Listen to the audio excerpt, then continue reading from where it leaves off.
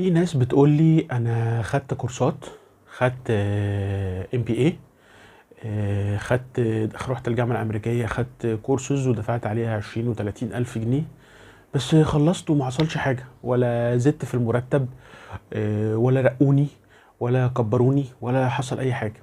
طيب بُص يا سيدي، أنت النهارده بتاخد الطريق اللي تمشي فيه صح.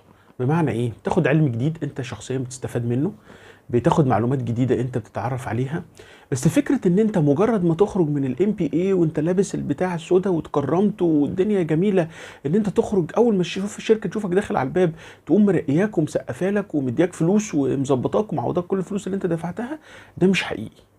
الموضوع ده أنت هتشوف الفيدباك بتاعه بس بعد كام سنة لما تشتغل وبتبتدي المعلومات دي تبقى تنطبع على شغلك والناس تشوفها فتكبر وتبقى حاجة إيه أحسن. وده أحكي لكم بعد كده عن تجربة شخصية.